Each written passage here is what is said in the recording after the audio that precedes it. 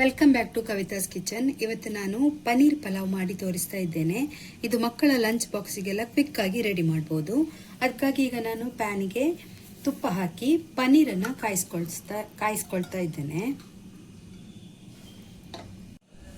ತುಪ್ಪ ಹಾಕಿ ಆಗಿದೆ. ಈಗ ಅದಕ್ಕೆ ಪನ್ನೀರ್ ಹಾಕಿ ಫ್ರೈ ಮಾಡ್ತಾ ಇದ್ದೇನೆ.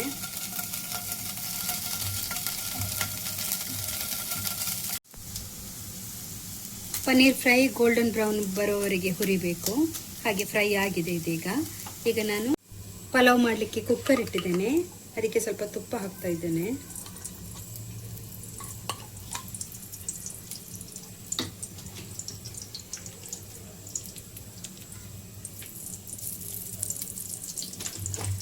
ಹಾಗೇನೆ ಸ್ವಲ್ಪ ಎಣ್ಣೆ,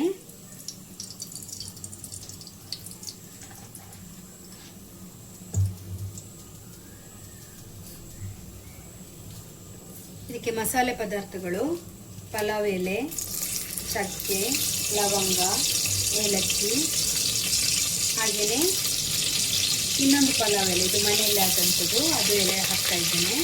ಇದು ಹಾಕಿ ಫ್ರೈ ಮಾಡಬೇಕು. ಇದಕ್ಕೆ 3 ದೊಡ್ಡದಾದ ಕಟ್ ಮಾಡಿ ಇಟ್ಕೊಂಡಂತಹ ಈರುಳ್ಳಿಯನ್ನು ಹಾಕ್ತಾ ಇದ್ದೇನೆ.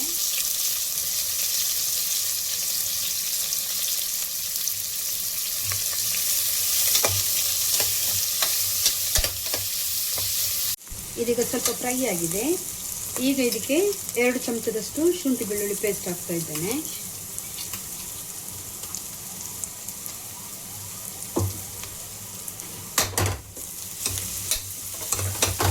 ಹಾಕಿ ಚೆನ್ನಾಗಿ ಫ್ರೈ ಮಾಡಬೇಕು, ಅದರ ಹಸಿ ವಾಸನೆ ಹೋಗುವವರೆಗೆ. ಈಗ ಇದಕ್ಕೆ ಖಾರಕ್ಕೆ ಬೇಕಾದಷ್ಟು ಕಾಯಿ ಮೆಣಸು ಹಾಕಬೇಕು. ನಾನು ಖಾರ ಇರಲಿ ಅಂತ ಒಂದು 6 ರಿಂದ 7 ತೆಗೆದಿದ್ದೇನೆ.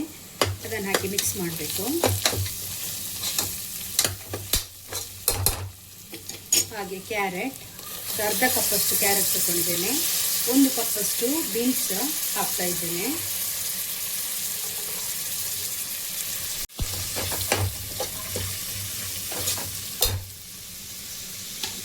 ಈಗ ಬಟಾಣಿ ಹಾಕ್ತಾ ಇದ್ದೇನೆ. ಅದು 1 ಕಪ್ಪಷ್ಟು ಬಟಾಣಿ ತಗೊಂಡಿದ್ದೇನೆ.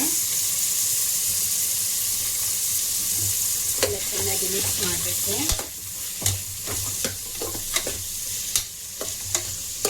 ಈಗ ಇದಕ್ಕೆ 1 ಕಪ್ಪಿನಷ್ಟು ಕೊತ್ತಂಬರಿ ಸೊಪ್ಪು ಹಾಕ್ತಾ ಇದ್ದೇನೆ. ಸ್ವಲ್ಪ ಪುದೀನ ಎಲ್ಲ ಮಿಕ್ಸ್ ಮಾಡಬೇಕು.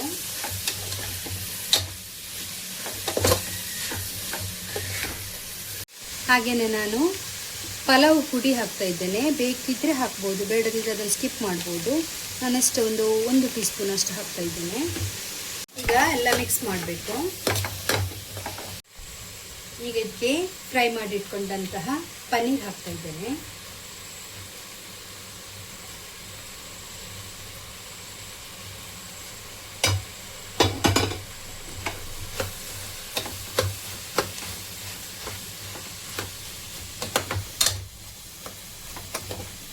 ಈಗ ಇದಕ್ಕೆ ಅರ್ಧ ಗಂಟೆ ನೆನೆಸಿಟ್ಟಂತಹ ಬಾಸ್ಮತಿ ಅಕ್ಕಿಯನ್ನು ಹಾಕ್ತಾ ಇದ್ದೇನೆ.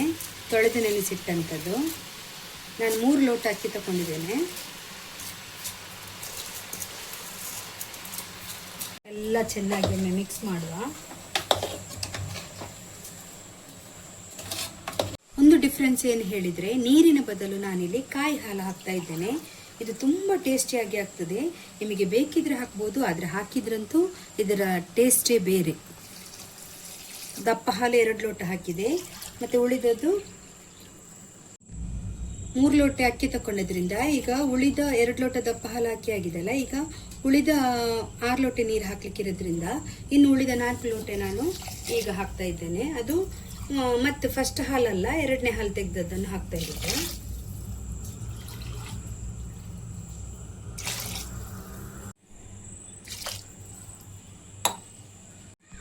ಕಾಯಿ ಹಾಲು ಹಾಕಿ ಆಯಿತು. ಈಗ ರುಚಿಗೆ ತಕ್ಕಷ್ಟು ಉಪ್ಪು ಹಾಕ್ತಾ ಇದ್ದೇನೆ.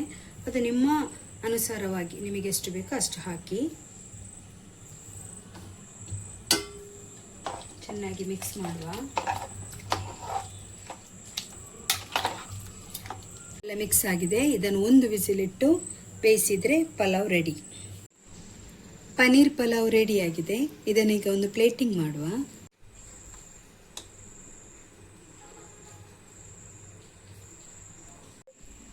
ಪನ್ನೀರ್ ಪಲಾವ್ ರೆಡಿಯಾಗಿದೆ.